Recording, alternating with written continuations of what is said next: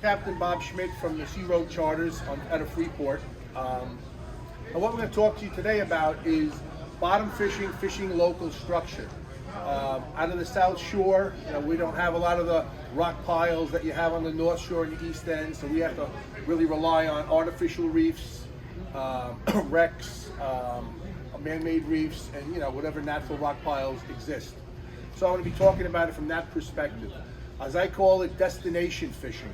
Unlike chasing birds or chasing bait as you would with bass and pelagics, we're going to same spots year in and year out, day in and day out, because the fish are there based upon water temperature, time of year, whatever it may be. So we'll talk about up front a lot of the more mundane stuff, but the stuff that is necessary before we get into the tackle. Because again, what you need to do is to have a destination. You have to have a plan when you go fishing. And I'm going to talk to you from a small boat's perspective. I run a 22-foot center console, so I'm pretty much like what most people have. I'm not running a big downeaster. It's a smaller boat, fishing smaller pieces, and I'll just show you what the nuances are to work different structure. And then we'll get into the specifics with the various techniques for the fish. I'm going to spend more time today on Blackfish and Fluke. Reason being is there are a lot more tactics and there's a lot more advances in technology and tackle over the last so many years that if you sharpen your game, you can become a much better fisherman if you focus on those two species. So we're going to spend more time on that. Sea bass, porgies, they're pretty easy to catch. There's different ways you can do it, but Fluke and Tog we'll spend a little bit more time on. Now when it comes with structure, and again, from the South Shore perspective, people fish on the South Shore? Okay. I'm out of Jones Inlet, but the same can be said from Fire Island all the way to Rockaway.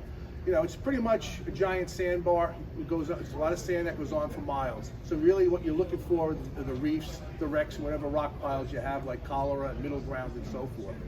And we're fishing anywhere from 40 to 90 foot of water for the most part. From the shore out maybe 9-10 miles.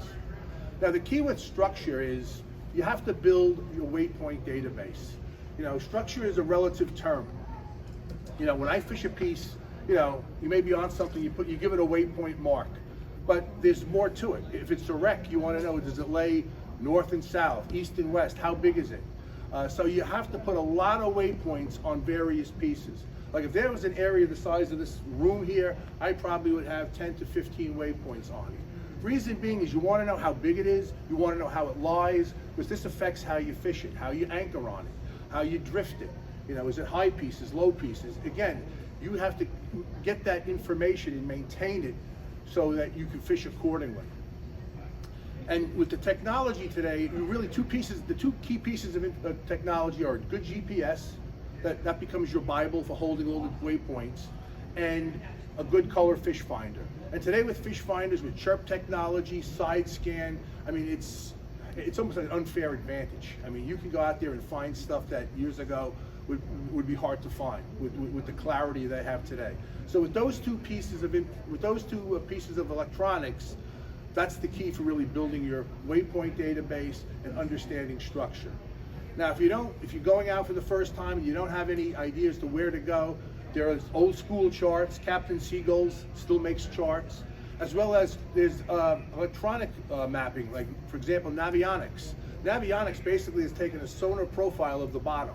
It's actually pretty cool. I don't know how much it is, about 60 bucks or so, but you can go on your phone, pinch it, scroll around. If you see something, put your finger on it, the coordinates come up. It's pretty awesome. So if you're starting out, that's something that you may want to look into. What was that? I'm sorry. It's called Navionics. You Google the Navionics app, and you download it for your particular area, and they've scanned pretty much out 3, 4, 5 miles, and they have all the little humps in the rock piles, and if you put your finger on it, it'll pop up, the coordinates pop up. It's like, it's crazy. The other key thing that we need to do, again, aside from collecting data points and waypoints, is maintaining a log. This is especially important when you go black fishing. These fish are habitual. They come in the same time every year based upon water temperature, based upon the angle of the sun. Sometime it may be a week or two later. This year we had a mild winter. The season may start a little bit earlier. But by you keeping a log that really says where you fished, what day you fished, what was the air temperature, what was the water temperature, what was the tide, or what baits did you use, that can help you year in and year out. More importantly, it can help you month to month and day to day. And we'll talk to you about this when it comes to blackfishing. Blackfish can be very, very finicky. That you could be in a spot and crush them one day, but you were fishing the outgoing tide. You go back the next week and you're in the same area, and the bite is picky. People say, this spot's not that. No, they're not on the feed yet. So I'll go back to that spot later on. So this is all information, and again, it's the mundane stuff, but the more you do this, the better you're going to be when it comes to catching fish. And it's just as important as the tackle that you use. Next thing is really anchoring and drifting. You can do a whole seminar on anchoring. I'm going to talk to you from a small boat perspective. I use a single anchor, which for black fishermen is heresy. You really should double anchor, and I'm not going to apologize for that. But it's just me and my customers, so I throw a single hook.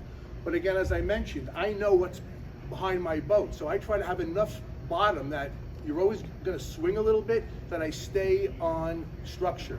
The last thing you want to fish is a small piece, and by the time the anchor sets, 60% of the time you're on mud. You're not going to catch. So that's why it's important to know what's going on. Same thing for drifting. A couple of little tips for anchoring. One, you shouldn't go to a reef or any deep water with a 200 foot of anchor line. That's crazy. You need at least 400 to 600 feet of line. Reason being is, the rule of thumb is, if you want to anchor, practice patience. You go up to your waypoint, you sit on the spot, you're looking at your GPS, you're looking at your machine. That's where you want to stay. You let the boat drift in the current. If the current takes you to the northeast, you're going to then motor the boat to the 180 degrees opposite. So you're going to go southwest. You're going to go over the spot, being as diligent as you can, and you go 3 to 4 times the depth of the water. So if you're in 50 feet, you got to go 200 feet past your spot, drop your anchor. Then let the current, ideally the tide, take you back. Hopefully, because again, you need to have a scope. It's an anchor, it's not a magnet. You got to have a scope on it. Once the anchor comes tight, and and the boat comes tight, if you did it right, the spot that you are looking to sit on should be behind you. Then you can just pay out line, watch your GPS. You're going to get closer, you're going to get closer, and then ultimately you're going to be on your spot. I made it very simple. Sometimes it takes more time. You got to practice patience, but that's sort of a general rule of thumb. The other there's new technology out there, spot lock, which are the trolling motors, which have made things very easy. I always said I would never use it because it's fishing heresy, but it's pressing a button versus throwing a hook 10 times a day. It's sort of there's a benefit to that option as well. So and they're pretty much foolproof. So that's just key to always wanting to stay on your spots. And the same thing when you drift it. We'll talk about it with Fluke. You want to know where you're drifting, because if you're not drifting properly, then you're going to, either be on sticky stuff or be off the wreck. And we'll talk more about with Fluke. Now, before I get into individual species, let's just make an overall observation about tackle. In the last 15, 20 years, the advances when it comes to rods with composites, when it comes to graphite, it's pretty amazing. I mean, you have rods like this, which I use this blackfishing. This is 10 to 40 pounds. This rod and reel weigh less than a pound. It's light materials, smaller reels. This has 22 pounds of drag on it, and you're using braided line exclusively bottom fishing. So a 40-pound braided line has the diameter of like 4-pound mono. So what this does is it makes it a lot more enjoyable to catch fish. Bottom fishing, as I said, used to be a meat fishery. You fish with a broomstick, you put a big slab of bait on, and whatever. Most of the fish we're going to catch are 2 to 3 pounds. You're not catching giant fish all the time. So you catch a 3-pound blackfish on this, you're going to have fun. But it also has the backbone to catch a double-digit blackfish, big fluke as well. So you're going to see that across all the rods in that and all the tackle. It's this migration to lighter, which is always better, because it also gives you more sensitivity. Now let's talk about blackfish. We're going to spend a little bit of time on blackfish because, again, the method of fishing blackfishing has changed over the years, as well as the lures and so forth.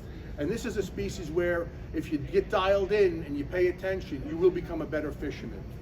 The blackfish season here, we do have a spring fishery. It's in April for a month.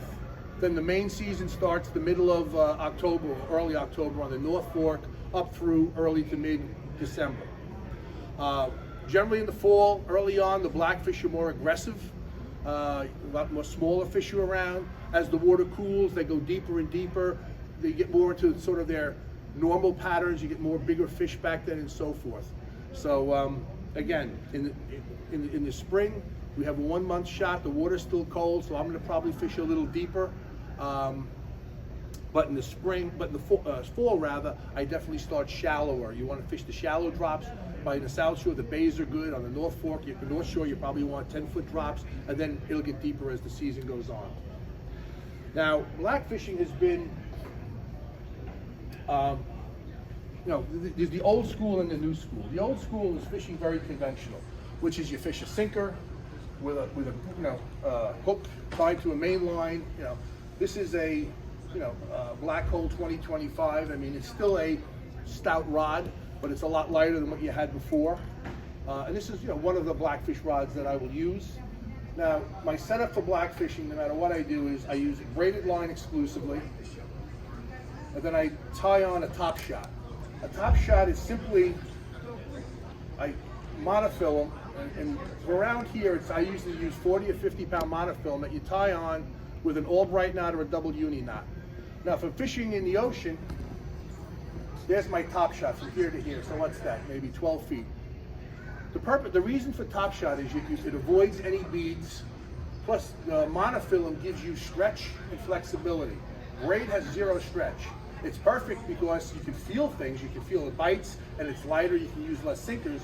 But when you're fishing a rough bottom, this is more forgiving. If you're fishing real sticky stuff.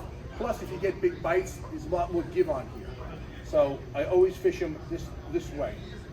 And again, with the new rods, I mean, that's what you want. You want rods that have a lot of, for blackfishing, I like medium to fast action on the tip. It has enough backbone, but has enough give to it if you get a nice fish. All of the rigs that I tie right off my top shot. I basically tie a surgeon's loop or a perfection knot. Rule of thumb is I put my hand, 4 fingers, give or take. I put a dropper loop, then on the dropper loop I put a snelled hook. What you want to have happen is you want the sinker to be here, you want enough line that the hook is on the bottom. I see guys put dropper loops and the crab is in suspended animation. That does not look normal. Blackfish feed from top down. So you want that crab to be on the bottom or hovering around the bottom. With the sinker it's not going to move, but you don't want it floating higher on the water column. Now in terms of rigs, I practice the KISS theory, which is keep it simple, stupid. Off the main line, I simply use a single 4-0 octopus hook, snell it on to leader material that matches my top shot. So if I got 50-pound top shot, I'm using 50-pound leader. Again, a double surgeon's loop or a perfection loop, and then you attach this right to a dropper loop. Very simple. Nothing really crazy about that. I have guys who want to fish 2 hooks. Many of you may be aware of the snafu rig, which is the rig that you snell a hook on each side. You put a dropper loop in the middle. It sort of has a profile like that, and you can fish 2 pieces of bait, or you can fish both hooks and a crab. The rig works. I prefer to keep a very streamlined profile for my hooks. So if a guy wants to fish 2 hooks, I simply snell the hook like I did before, then I drop a hook on top of it in the same way. So you have basically 2 hooks that are parallel, and then you snell it. Then you just attach it. With this rig this way, I will put 2 pieces of crab on. So you have 2 shots at getting the fish if there is a good bite. This rig is fine when, and we'll talk about it in a moment, when you get that bite where the blackfish start to turn on. This way, if you get hit, you have another shot of getting them. If people want to see it, you can pass it around. Just be careful if your hooks are sharp. Yes, sir? Do you use a fluorocarbon or you just use mono? On my charters, I use mono. There are guys who swear on fluorocarbon. If anything, I wouldn't use a fluorocarbon top shot. It can be very expensive. Some guys will use fluorocarbon just for the smell, but I use regular Andy mono. So very simple rigs. Now, another version of that slider rig is if a guy wants to fish one crab with 2 hooks in it. This is a version of the slider rig, but I put the hook the other way. So it actually, when it comes like this, it looks like a little heart. You probably can't see it from this far. They call it the sweetheart rig. I mean, you can call it whatever you want. I mean, it's basically a slider rig that's inverted. What I would do is I would take each hook, put it into the back where the fins, where the back paddles are of the crab. So you have one piece of bait that's very streamlined to the running line. So that would be, if guys want to fish a bigger crab or one piece of bait with 2 hooks. That's pretty much the rig, all the rigs that I use. I was talking to a buddy of mine, because guys right now they're fishing down in Ocean City where you get really big fish, and this is I can tell you after the fact, this is they call it the Belmar rigs from Belmar, New Jersey. Everybody claims to have the original. I was taught this years ago, so I'll give the guy credit. Basically, if this was the, I'll try to explain. If this is the tag or the top shot, you basically double it up. So you would double the top shot and you do 2 overhand knots. So it's sits like this. You put the sinker on the bottom. And then what you do, and again, I will tie this later if you want to see it. You go up four fingers. You put a loop in the double knot, and then you would grab one of these hooks and put the hook through there, and then put this hook through the double knot, and then you would pull it tight. You hold it in your hand, it's not done yet, then you take the sinker and you go over it twice. You can do it without doubling it up. What it basically does is, it gives you this standoff. You see how it's a nice T-handle there? The hook really stands off nice, and it's a nice presentation.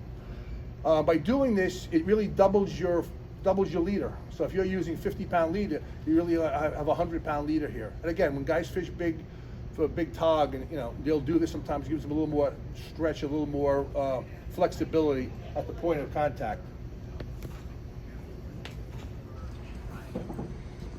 Now, when it comes to setting up, this is an area where I see a lot of people make a lot of mistakes, and it's just just out of habit. It's really how you set up when you're fishing for blackfish. Again, when you're on a boat fishing, blackfishing requires you to be in real concentration with your line. If you're fishing like this, if you're sitting down, it really lowers your chances. I'm right-handed, so I usually have my right hand here, my left hand on the foregrip. And I tell people, you're fishing at 4:30. You want the rod at around 4:30. If that was a clock, 4:30. Reason being is, you never want to bounce blackfishing. Now, I see guys bouncing like they're trying to attract blackfish. That doesn't work. The only thing you're going to attract is dogfish and sea bass. If I'm on a boat and I see a guy bouncing, I get as far away from him as possible. You want to go down to the bottom. If you want to give it a bounce or two to create a little bit of a stir, but you're going to stay right like that. And what this also does is, when you're on a small boat and the boat goes up and down, what happens? If you keep this tight, this is going up and down with the boat. What's happening on the bottom? Your sinker's going up and down. So when you're fishing like this, as the boat's going up and down, you can go with it, and this way at the bottom, your sinker is staying as still as possible. That's key, because blackfish, they don't want this bait going up and down. They're looking at a crab, they inspect the crab, especially if there's a picky bite. If this crab is like shooting 3 feet in the air all the time, it doesn't look natural. The other thing about fishing this way is, it keeps you, in tune when you have a bite. Now, we'll talk about bites in a moment, but let's say we get the typical blackfish bite, which is the thump, thump, and the whoomph, which, to explain what's going on down there, if you know what a blackfish looks like, they have those big white molars in the front. The first 2 bites that you get, that's them biting the crab. So you're feeling them, they don't have the hook in their mouth, they're mouthing the crab right now. When you feel the bigger whoomph, that's when they have crushers in the back of their throat. So after they take a couple of bites, they pass the bait to the back of their throat. Then you're feeling them, you're feeling that pressure. That's them with the hook in their mouth. That's the big bite you feel, and that's when you want to set the hook. You wait for that bite, because if you swing too early, notice again, he's picking at it, the bait goes flying this way, doesn't look natural, he's off to the next rig. So you want to wait and be patient until you get the big bite. Now, when you have a big fish are smart. They've been hooked. And when they feel any sense of, danger, they're going to go burrow back into their hole. So what most people do is when they feel the right bite, what do they say? Swing. You swing to set the hook. Okay, now you're in this position and you feel, you can tell when you have a big fish. The pole is bending. What do people do? They want to reel it in. They go like this and they start reeling. You went from here to here. You just gave him 4 foot of line and you didn't even know it. So that fish now feels this, you gave him a little slack. If it's a sticky thing, he's going to burrow himself back in. I can't tell you how many times, I'm stuck. Again, if it's a smaller fish, it's not a problem. You can tell when you have a bigger fish. So if you're fishing this way and you lift up and you got a big fish, what I do is, and again, the key is you got to get a couple of cranks. I don't say swing, I say push. Lock this hand down. If you lock your hand down, this rod is always going to stay this way. You lock the hand, and you're going to feel this thing pulsating. I put it in your belly here. This way you're maintaining that angle so he's not burrowing in, and then you try to get as many cranks as you can. If it's a big fish, you may have a standoff for 10, 15 seconds. When you're feeling that thump, when people feel the black, that's their tail. They're like, that's that tail. They're fighting as hard as they can to get back into that hole. So if you hold it like this and try to get a couple of turns on it, once you get 6, 7 turns, by then usually the boat moves a little bit, the fish will sort of plane out a little bit, then you can get to a horizontal position and reel. Too many times, guys feel the bite, they go like this, they start to reel, and it's giving them line. You feel a big bite, I have to push. And people remember it. You push it down, the rod will always stay in that angle. And when you're reeling, once you got them off the bottom, you want to reel slow and steady. There are guys pumping and everything else. First of all, he's diving, and usually if it's a big fish somewhere up on the fight, they're going to take line and go back down again. Fine, you just hold it down, you've gotten them off the bottom, so hopefully you're out of trouble. They go down 10 feet, you can get them back up again. If you go pumping, you also, on this conventional, you have an 8-ounce sinker. So you're pumping, not only are you putting pressure against him, now you have this 8-ounce sinker going wild in the water column. You don't have to pump. Just slow and steady, you reel until you get them up to the boat. When you get them to the boat, I usually stand on the right side of the angler if it's a big fish. I have them point the rod to the left, then I have them lead the fish head first, and you net the fish head first. So, rule of thumb, don't bounce it, keep it still, and try that, if you have a big fish, don't go dip the rod. Now in terms of the bites, blackfish can be very finicky. I mean, you get the whoomp whoomp and the right bite, that's perfect. That's not always the case. Sometimes you get it, I call it the guitar string, where it feels like somebody's just doing this with your line. And you're waiting for the big bite and you got nothing. Come up, you got a mutilated crab or you have no crab. You go back down. I'll go back down quite a few times because I'd rather prefer to let them eat than to scare them away. However, if you're not getting that big bite, then you're gonna have to sort of change your tactic a little bit and swing a little bit earlier. If you swing a little bit earlier, they may just, you may, a lot of times you'll snag fish, but they're really not feeding at that time. Blackfish, what I call, this is where they're very finicky, more so than sea bass and porgies. They will bite at certain times. They call them, you have the magic windows during the course of the day, where the blackfish will give you the right bite that you're looking for. It could be tide dependent, could be weather, it could be whatever it is. That's why you have to make note of it. Again, as I said earlier, if you had them there on a certain tide, you may want to go back at that tide. Because when they're chewing, then you're going to get the right bite. You may want to go to that tandem rig and take advantage of it. Because it normally doesn't last all day. Sometimes it can last an hour, it can last a few hours, so forth. And you never know when it's going to happen. That's why I hate doing half-day blackfish charters. You had a slow morning, and all of a sudden, 11 o'clock, they start chewing, and then all of a sudden, you got to go home. So usually blackfishing, you got to put the time in. You never know when you're going to have that right bite. Now when it comes to bait, crab is probably the most universal bait that I use. Green crabs, which are pretty readily available on the island. On the North Shore, you can use Asian crabs as well. Also white crabs later in the season.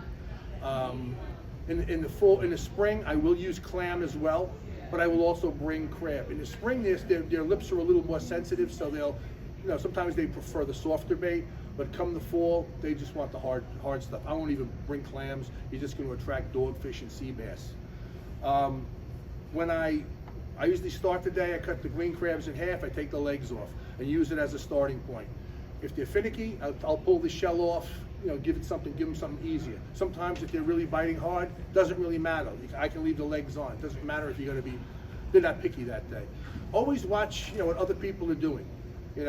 Especially with if somebody's catching them with a half a crab, you know what you do? Put on a half a crab. Don't be, don't be stubborn about it. If somebody's catching a certain way, you wanna find out what they're doing. The other thing with white crabs are generally used later in the season as the water cools, and sometimes blackfish, that's all they want. I've seen guys where, especially on a party boat, where guys bring their own white crabs, and all of a sudden they're catching fish, the white crabs turn off the green crab bite. I mean, guys with green crabs won't even get a sniff. So if you're fishing later in the season with whites and greens, have both, because sometimes, for whatever reason, they get turned on to the white crab, which is more indigenous to the ocean. Green crabs are more bait crabs. So if they get really in the mood for the white crab, sometimes it just shuts off the green crab bite. So that's conventional, and that's the way I grew up blackfishing, and most old timers. The latest trend, which started about 20 years ago, probably on the North Shore, is jigging for blackfish, which is a little bit of a misnomer because most people think jigging, you're moving it. You're not moving it, you're just fishing with a very, very small jig. And there is a time and a place for both. Even today, there are conditions where you can't jig and you got to go to conventional. So most good black fishermen will have each setup when they go out fishing. So what do you do with a jig? You're fishing a much lighter setup. This is 20-pound braid. I have a top shot, but it's a smaller top shot, and this is a jig half ounce to 2 ounces. Anything over 2 ounces is a little too heavy. Lighter is better, but also lighter means a lot more finesse, and we'll explain if you're going to be new at this. There's a few tricks you can do to become familiar with it. So what makes jigging so effective? There's a lot of schools of thought. With the conventional rig, you have a big sinker, you have a piece of bait that's pretty much sedentary. Bait sitting there on the bottom in the current. With a jig, even though you cast it up current, a jig is never going to be totally sedentary. Again, you're fishing, if you're fishing shallow, even guys are fishing in 60 foot of water. This jig may move a little bit in the current.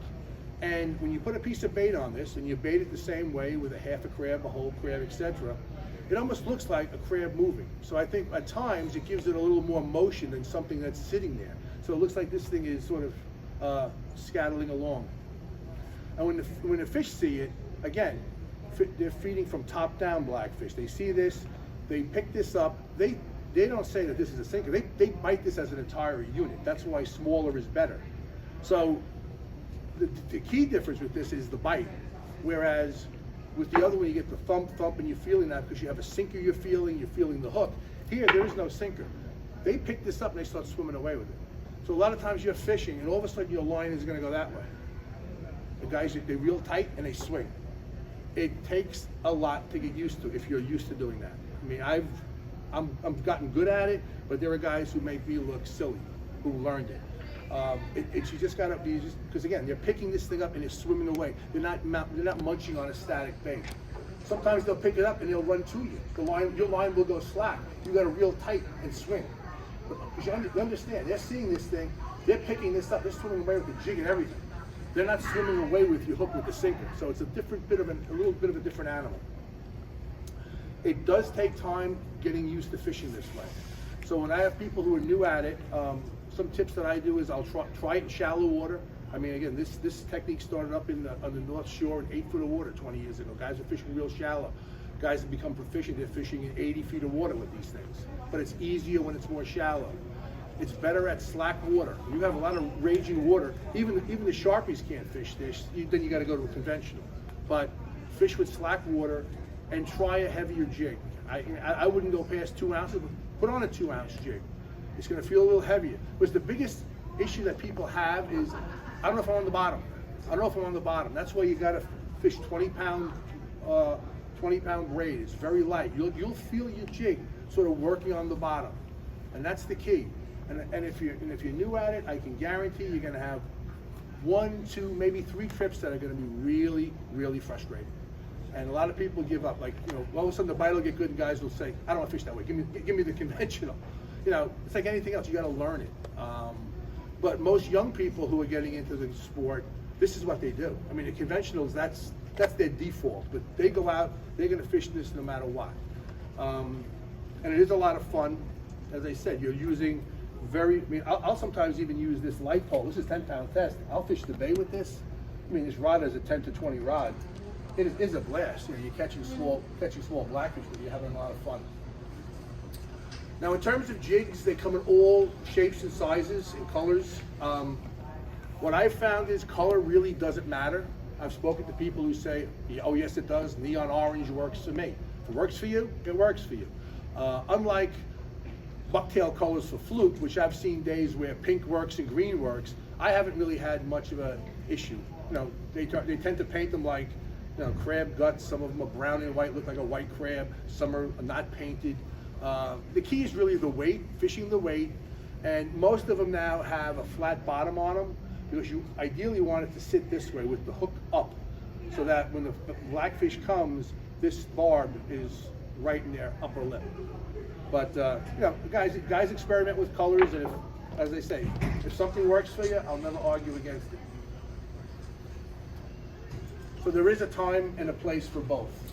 Now the trade-off with the jig is, unlike when I showed you put the arm down in the conventional, you can manhandle a bigger fish. You're fishing 20-pound braid. It's a little bit of you got to ask yourself, you really can't manhandle them as much. That's why I won't jig in very sticky bottom.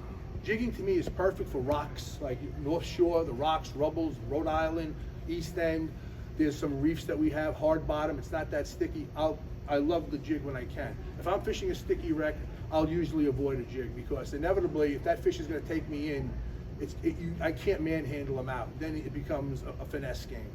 And a lot of guys who go to, they're fishing now in Virginia and Maryland, it's a trade-off. I mean, I've seen fish to 16 pounds caught on a jig. Matter of fact, a good buddy of mine, he was 16 at the time, has the IGA world record. He caught it right on Jones Inlet, 14.5-pound blackfish, 20-pound test line on a jig. And the thing went down 3 times. I had no idea it was going to get it up. You got to finesse it.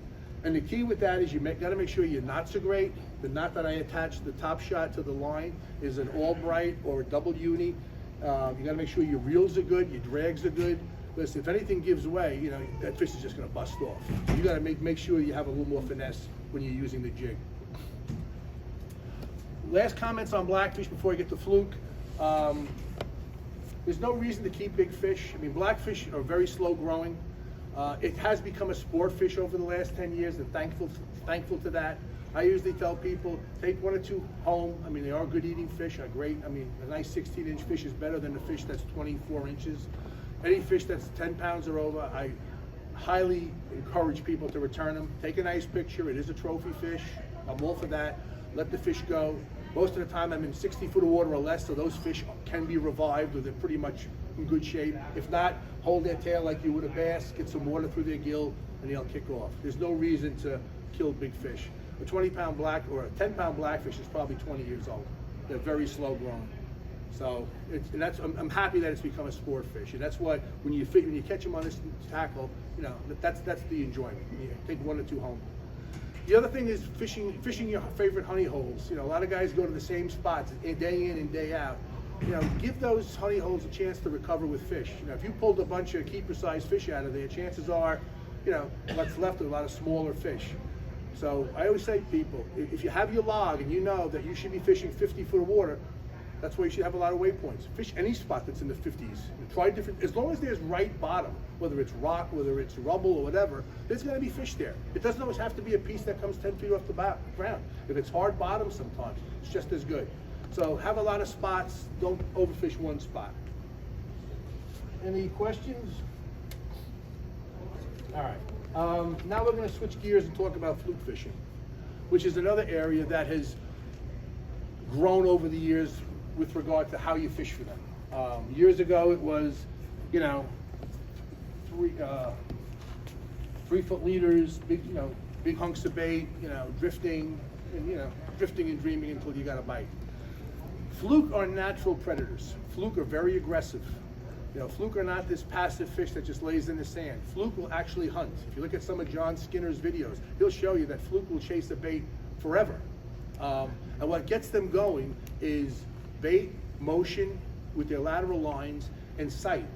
So when I fish, that's why I'm fishing, you know, I'm fishing more bucktails or things like this where you're imparting action. I'm not dragging big baits. So that's what, you know, I'll talk about more about how you can tie these things up. But you don't want to be fishing, you know, sedentary. You want to be fishing motion, certain areas, and you know, and get them to entice, because the more bites you get, the more fish you're going to get. Now, in keeping with the theme here, we're talking fishing structure. That's really end of June, July, August, and September, where I am fishing the ocean. Early on in the season, what you have is, you know, a lot of the fish by us come into the bay first. The fish right now, the fluke are on the shelf.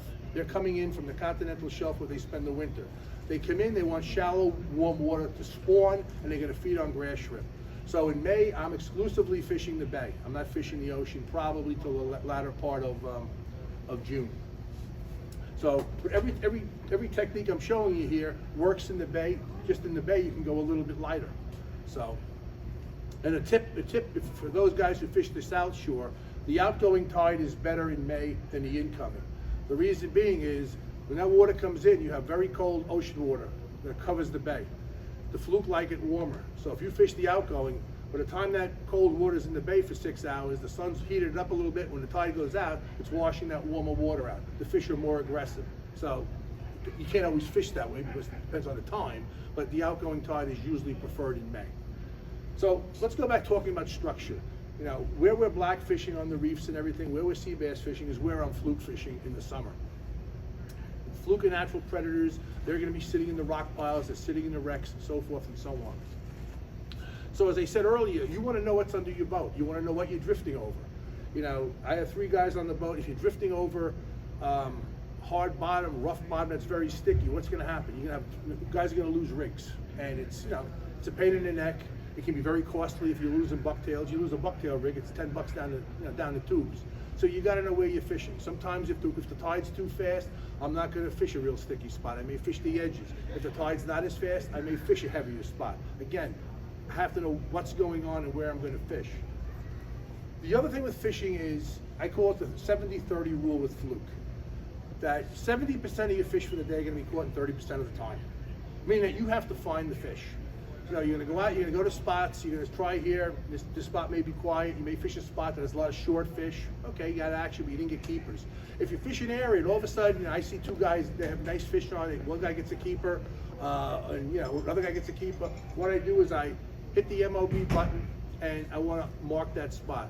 I'll probably go another 500 feet and I'm going to short drift it again. Short drifting is key. I have people telling me, we just had 2 fish, not realize that the boat is drifting. You know, you had the 2 fish where that sign is over there. So I don't want to, you know, could there be fish over here? Yeah, but I definitely know there are fish there. Don't leave fish to find fish. Short drift, get everybody all locked up, you know, rigged up again, and drift it again. You know, if there's a nice pot of fish, you can do 2 or 3 drifts and get your 7 or 8, 9 keepers like that. That's what I'm saying. Fluke will come in numbers. And again, a lot of times fluke of similar size will be in the same pod together. Now, there are days you have, you know, 45 fish, you know, you'll catch fish till the cows come home, but they're all shorts. So you want to hunt and find another area. So there is a degree of hunting with fluke. When you find them, you want to make sure you're drifting accordingly. The last thing that we'll talk about structure is I often anchor for fluke, which people say that's a big misnomer. Why would you want to anchor for fluke? Well, conditions, first of all. If I know there's fish in the rubble and I got a 2-knot current, there is no way I'm drifting over it. So I either drift outside of it, which minimizes my chances, or how do I get these fish? So I will anchor like I'm sea bass fishing, and sometimes it works out because there are people who want to bottom fish, so good, they put a piece of clam on and they're happy. But you can anchor up on a structure, you can drop a 3/4 inch bucktail, now you're on anchor. You can vertical jig. Or if it's not too sticky, you cast it out a little bit and work it back. It is dynamite. And a lot of the commercial guys, you see guys anchored up in the summer, they're fluke fishing. So you can anchor on structure. You can do this anywhere. I mean, I happen to do it by us because the structure is few and far between, and you really can't fish it.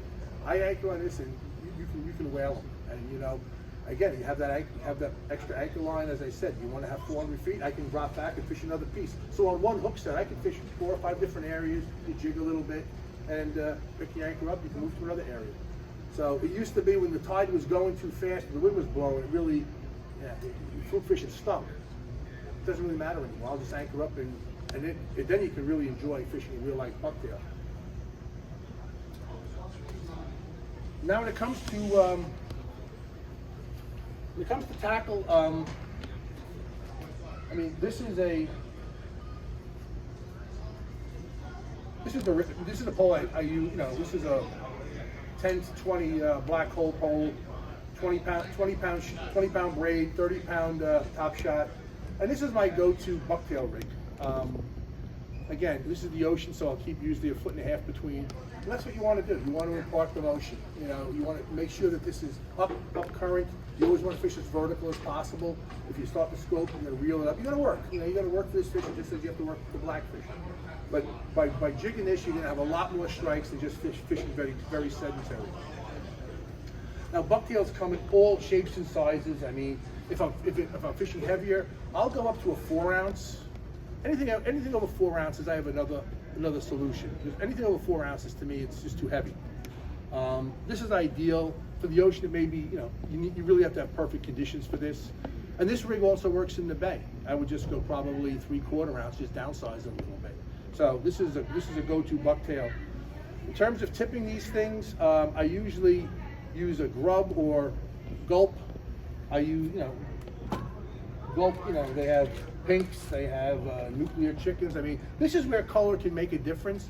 Sometimes, if you're fishing structure, they want something that's a little darker. Sometimes guys are catching them with pink. You just gotta watch what guys are catching them on. And if guys are catching them on pink, I tell guys, go in your tackle box, get something pink. So, with all of these rigs, I like to make the bottom rig bigger than the top. Again, fluke predators. This is a fish chasing this fish. So this dynamic is happening. Here's Mr. Fluke looking. He can take out both of them. Most of the fish, though, he'll go after this guy first, then he'll go back after this one. So I always like to keep my bottom bait bigger than the top bait. So again, with this, I would put a gulp. I also like to use on the structure fish baits. Fish baits I very seldom use squid. I carry it because there are a lot of old timers who, if they don't see squid, they start to freak out. So I have a box of squid. I use fish baits, fluke bellies, sea robin. My favorite bait is porgies. Porgy strips are by far the best.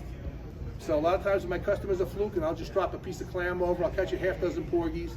The key with porgies, though, is you have to fillet them because they have the big scales. You get a scale on your barb, you're not going to have a hook set.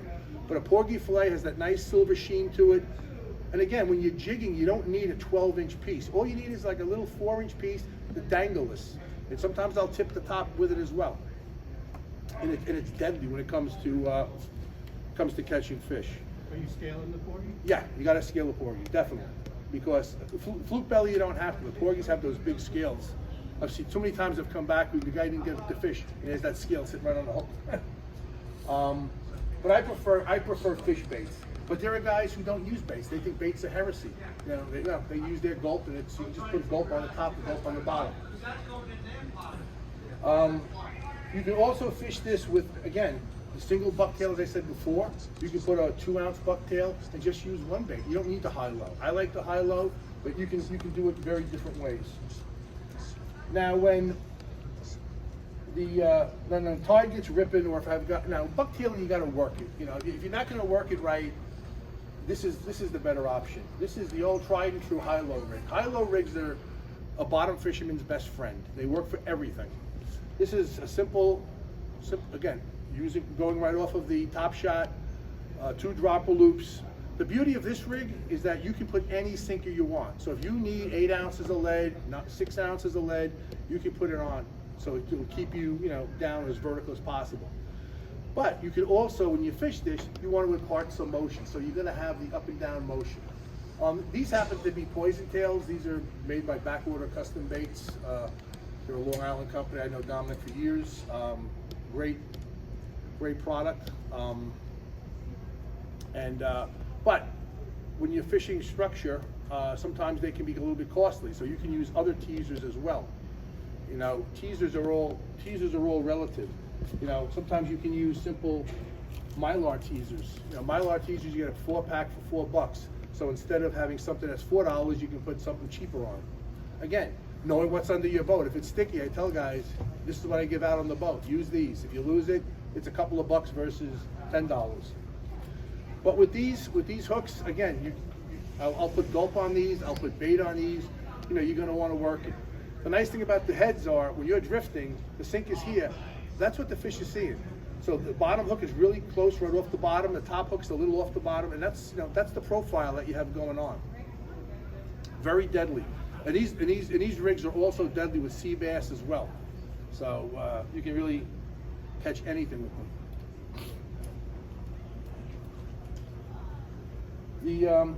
The last rig I'll share with you is it's a version of the high-low. I call it the Montauk rig because I don't know. A guy in Montauk told me years ago, whatever. And I use this a lot when it's not super sticky, and it's very easy to tie because it's one piece of leader material. What I do is I put on a teaser, and this happens to be a cheap Mylar teaser, which these work fine. These are great little teasers. I snell on a hook. Now, when it comes to hooks, I use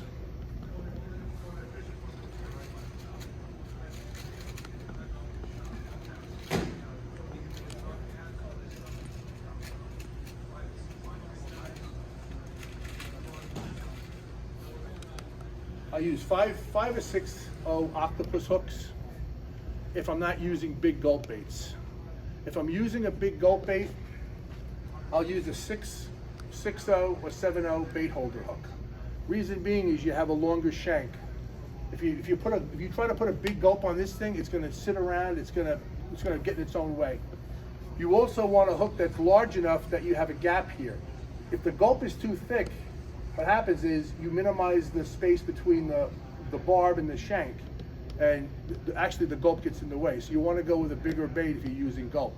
Sometimes on the 6-inch gulp, I actually cut maybe a half inch off. I shorten it. They tend to be a little long. You don't need them that long.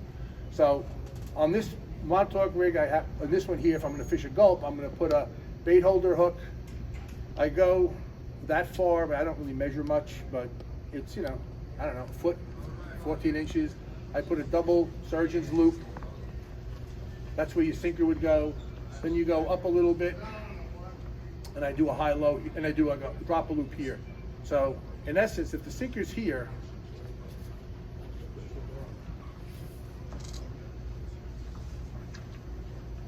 it's an easy rig. It's an easy rig to tie, and it's relatively inexpensive.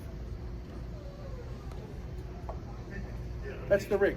So it works like a high-low. The beauty of this is the bottom hook. It's a little bit of a longer leader, so if you're fishing gulp, gives it a little more action.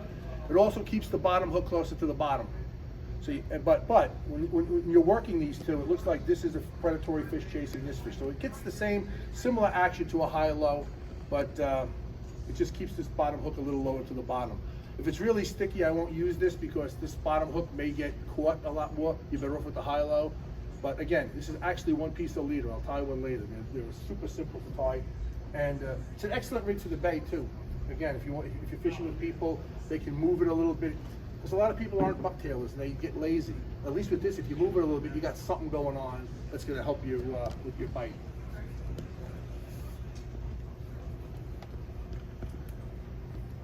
We talked about bait. Gulp. Gulp is one of the things, or gulp or whatever. This is fish bites. this has really changed the game for fluke fishermen. I mean, there are guys, this is all they have. They don't bring baits anymore. Again, I make it available. I prefer, if I'm fishing structure, I like natural bait. So I'll make sure there's always fresh bait that we just caught and filleted. But that natural bait with the gulp, and you impart the motion, it's deadly when it comes to the fluking. And again, Mylar teasers, they come in all shapes and sizes. You get a package 5 for $4. So it makes it more affordable. Again, it can be very expensive when you start losing, $7 bucktails on structure. But there are times when that's where the fish are. That's why I anchor a lot. People say, "What do you anchor?" You want to be where the fish are, and you want to make it that it's easier to fish. Because sometimes with a 2-knot drift, there's no way you're going to be able to sustain that. With regard to fluke fishing, when you get, again, the bite when it comes to this, when you're jigging, you want to swing when you feel the weight, you want to swing. You're not feeding them a bucktail. This is not like big baits. You feel the bite, you want to swing, keep the rod tip up, reel down, and again, slow and steady. Like I said with blackfish, you don't want to pump them. Fluke have very weak mouths. Depending upon where that hook is, it could be in that filament there, where they're shaking their head. So the more you're doing this and the more they're shaking their head, they have a better chance of spitting the hook. The other thing is never give them slack line. Always keep the line tight, especially when you get to the top of the water. Most fish are lost at the top of the water. And don't lift the head out of the water. Keep the fish under the water. Again, like I said with blackfish, if a guy's catching a fish, I'll stand to his right. I'll have him swing it head first, and you want to net the fish head first. You never want to hit the fish in the tail. That fish will go ballistic and game over. So you always want to lead him head first, and you just keep it very slow and steady. You don't have to put a lot of extra pressure on the line. How are we doing with time? Good. Okay. Now we're going to talk about the other species where there's less finesse, perhaps, but we'll talk about sea bass, which anybody who sea bass fishes, it looks like we're in for another crappy regulations. They're looking to make it 16.5 inches. That's a whole seminar in and of itself. Our sea bass has become like the red snapper in Florida. Why? I don't know. It's almost, they got us to a point now that we don't even fight for it anymore. It's really a bycatch fishery at best. On Montauk, a 16-inch fish isn't bad. By us, good luck catching a 16-inch. You can count the amount of 16-inch fish a party boat's going to count you at a capture. It's a crime. But there is a website. I can get you the name afterwards. Some of the captains, Anthony Gillespie of the Captain Lou, Tommy Weiss from the Captain Al, Bogan from the Jamaica. They're actually fighting with NOAA because the numbers they have are total BS. So they're basically trying to raise awareness that this is nuts. Because you can go to Jersey on May 12th, it's 13 inches, 10 fish. And we have to wait until the end of June, and we get 3 fish. 3 fish is a bycatch fishery. I can't charter 3 fish. It's crazy. And really, May is the time when the big fish come into our reefs. The big males come in, they spawn the second week of May after that first moon, and they're there. By the time June comes, well, a lot of the fish have moved out, the commercial guys have picked them up, and good luck. As I said, that's a story for a different conversation. But sea bass are still fun to catch. The thing about all this wreck fishing, at least by us, is you can do all this fishing in the same area. So you can fluke fish, you can catch sea bass, you can do a lot of different things. A sea bass rig is very simple. It's going back to this tried and true high-low rig, nothing fancy. Again, it's what I had over there. For sea bass, I'll use 3/0 hooks on them, very simple. You can put teasers on, you can put little gulp on. Usually it doesn't really matter. I use clam for bait, squid for bait, spearing are great in the summer. And I usually anchor for them. If it's not heavy bottom and there's not a lot of wind, because I don't like to drift fast for sea bass, I will drift. If I drift, what I will do is I will make these dropper loops longer, or I will snell on a hook so that they go out maybe a foot. It gives a more natural presentation when the boat is drifting.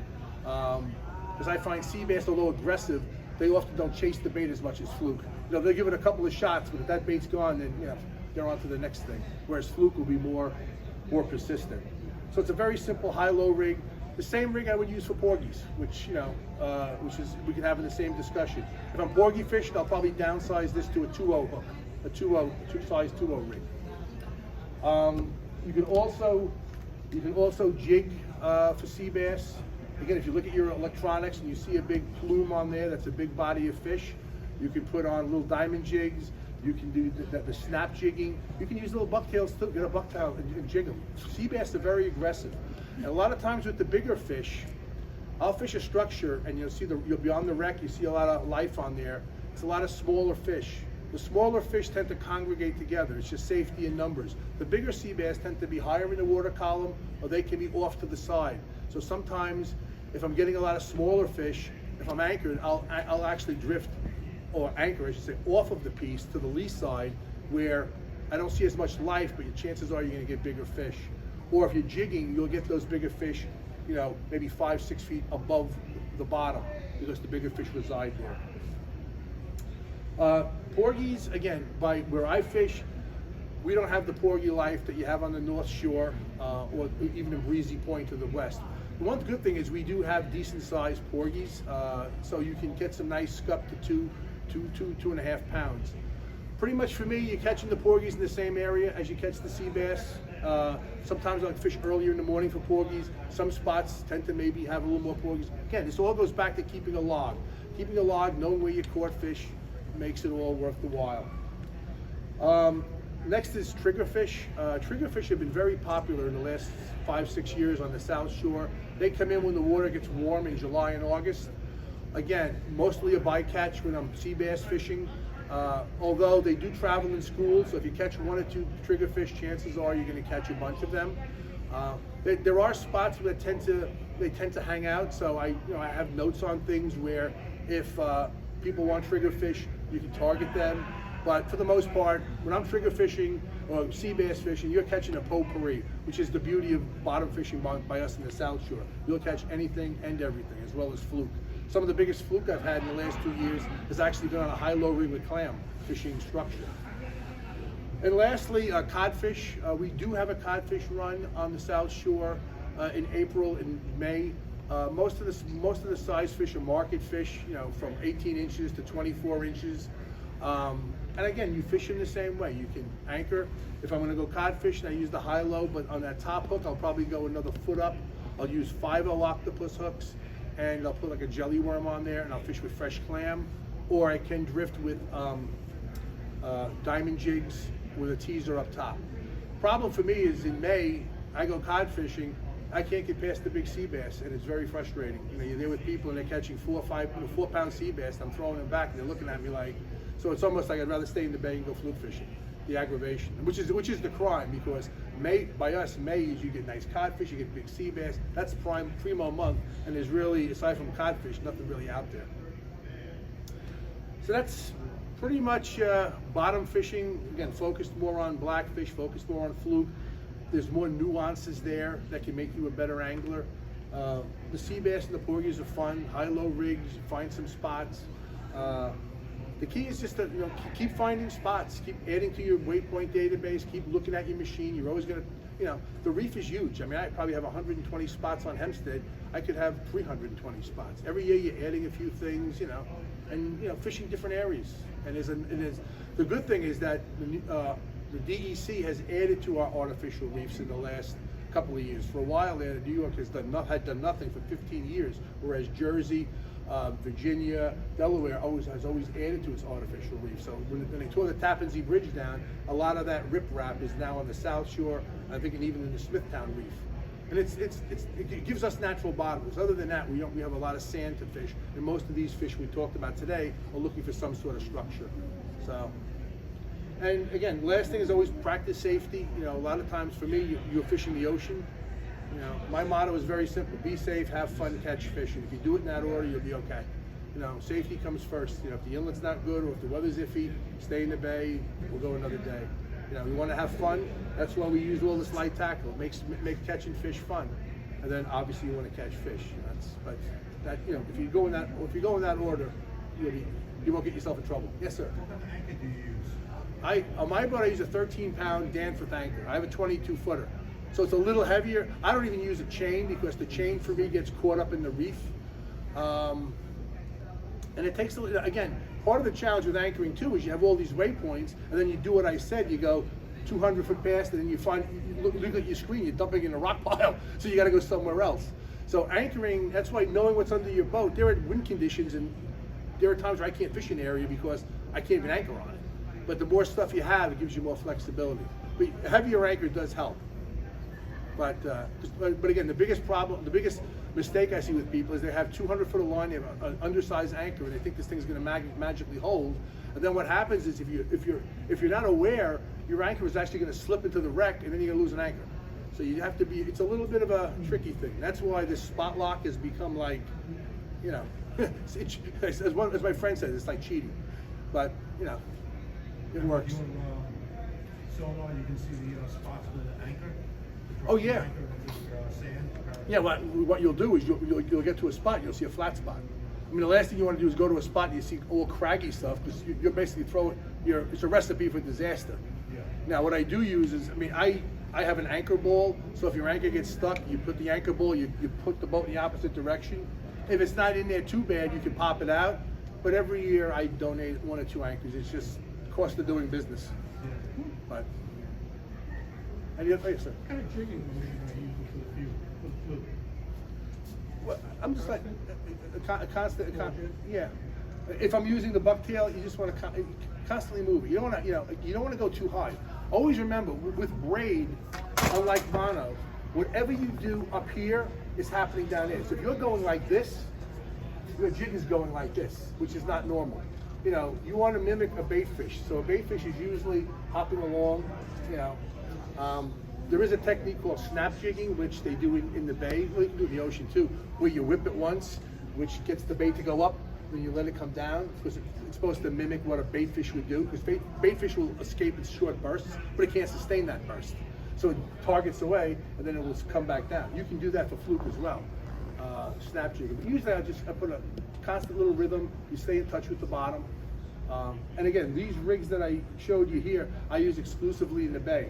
The only difference is, in the bay, I would probably put this teaser closer, because I'm probably going to be in 8 foot of water, so you don't want this hook too high. Now this is probably set up for fishing 50 feet of water. Any other questions? Yes. For the fluke, do you use like the grub and bait sometimes on the same hook? Oh yeah. Yeah. I thought it was either or doesn't look natural. Or... No, I use both. A lot of times if it's a big grub, I'll try, we'll go without it, but sometimes they want that little piece of bait.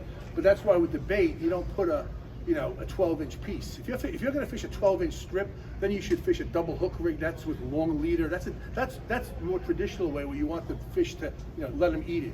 With these, when you're moving it, when you feel that fish on it, you want to set the hook right away. So it's really there just as add a little scent. Would you put squid or big? I use in the ocean. I use all fish bait. I mean, I do have squid. Some guys are just again, they're funny. They want to use squid.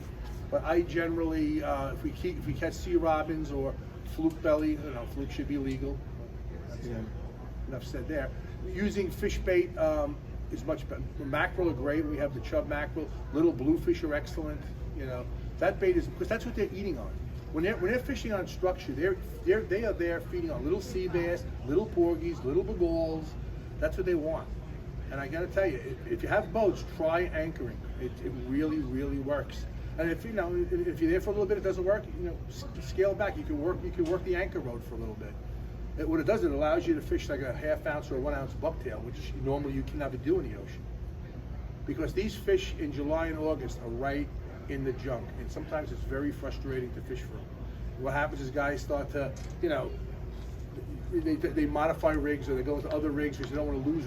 Listen, you lose a $7 bucktail, you lose 3 or 4 of them. It's an expensive day, Yes, yes, sir. The fish bait, how big of the pieces are you using? 4 inches. Yeah. And again, on the top one, I would use a smaller one. I always want to keep the profile bigger bait, smaller bait, because to the fluke, this is a predatory fish chasing a smaller bait fish. The fluke is here. They see this action going. The fluke's going to go after both of them. That's why a lot of times you'll lose both baits. It's the same fish. The fish will hit one, you didn't hook him, he'll chase the other bait. I mean, Fluke will chase baits quite some distance. That's why with the sea bass, I keep a longer line, because sea bass, they'll follow it, but then they'll just get bored and they'll go back to their school. Fluke, when they're in a feed mode, they're going to follow the bait very aggressively. That's it. You said you use an ounce and a half bucktail for sea bass anchored? If I'm anchored, yeah. Like 2 ounce, I mean, yeah. And that'll hit the bottom. Yeah. If you're anchored, that'll hit the bottom. Yeah. I mean, if there's a strong, it's like with the blackfish, if there's a strong current, you may have to go to 2. You know, sometimes if the tide is ripping on a moon, can't do it. Yeah, I know, because when we drift with the boat, you need 6 and 7 ounces. I know. Drifting. But again, I like drifting, but there are times when, especially late in the season, when I know the fish are in structure, and it's just, it's a nightmare. You know, I got 3 guys, busted rigs. It's just, you know, can't catch fish when when you're out of the water. So I'd rather anchor, and it's been successful. And as I said, when you're anchored, you can get also sea, but you get a total mixed bag. So. Oh, yes, sir. So when you're anchoring for Fluke, Yeah. you're drifting the jig. You want to You can. move with the current, or you No. just anchor and fish in the bottom under the boat? If it's sticky bottom, I fish pretty much vertical. If I'm anchored and it's not too sticky, I'll toss it out, 60 feet, and I'll work it back. If it's really sticky, I don't want to do it because I'm gonna get stuck. Depends what I have underneath the boat. But when you're anchored, you can pretty much work it vertically and fish really light tackle on there. And you fish in the sandy areas, not the sticky parts? For the Fluke? Yeah. No, I fish right under heavy duty stuff. Yeah, that's the beauty of the anchoring. You can get, you can fish real heavy stuff, or you can fish stuff that if you drifted over it, you'd probably be snagged. If it comes up 10 feet, maybe I'll go off to the side a little bit. But the Fluke, people think the Flukes stay in the sand and they don't go on the rubble. That's a misnomer. The Fluke get right on the rocks. They get right on the rubble. They get right in there, and they just sit there and lay there. And they just wait for the bait to come ambush them. And you said you cast out with the Fluke? If it's not too sticky, I'll cast out. Okay. If it's sticky, you can fish vertically. Okay. Now if you have a little bit of a tide, if you do it a little bit, you're gonna scope a little bit, you reel up. There's a little more work involved as opposed to putting a 6-ounce sink in there. So, any other questions? Yeah. What do you think about these flutter spoons? When should you use it? Flutter What spoons are good for species? bass. I shouldn't say It's there more are. of snap jigging things. There's a company M3 that makes like spoons for Fluke. I don't use them. I know people who do. I don't use them on my boat. I have guys who have used them, but they're pretty much on their own with that. I don't. The guys use them. It's like a big spoon and there's a teaser on it. So to me, it's way too much hardware for what I'm doing. You lose one of those, it looks like you're losing $20. So I keep it. I tend to keep it simple. When it really gets sticky, those Mylar teasers and a hook are the way to go, and it works just as well. Yeah. Do you have a favorite reef, like Atlantic versus like Rockaway, Hampstead? I fish out of Freeport. Hempstead and McAllister and AB are my 3 reefs. I will also go out to Middle Grounds, Cholera Bank, Angler Bank, which is about 7 miles out. That's hard. That's limestone bottom. In between there's rock piles. They're not big, but they're all little rock piles. There's a couple of wrecks. There's the Lizzie D. There's a couple of wrecks that we fish. It depends, it depends. If you go, I'm out there pretty much every day. So if you got a bite going on, if a reef is hot, it'll be hot for a little while. Then it can turn cold. Then there are days I usually don't have to run as far as Rockaway because that's about 11 miles from me. Usually I can find something between Hempstead and AB. Anything else? Yeah. It's just a shame that they do with those wind turbines. That's another conversation. Yeah, it's horrible. Ask the people in Block Island. Go there now. 2 of them don't even work, and you're spewing oil all over the place. Oh, really? And that's only 5 of them. There's going to be 130 of them. So, well, as I said, that's a separate. Not just the stalls. Yeah, exactly. If anyone has any questions, if you want to look at tackle, feel free. You can come up. I also have copies of an article that I've written for the Fisherman Magazine. Feel free to take them. There's stickers up there. Help yourself, and I appreciate the giving me the time. Thank you. Yeah.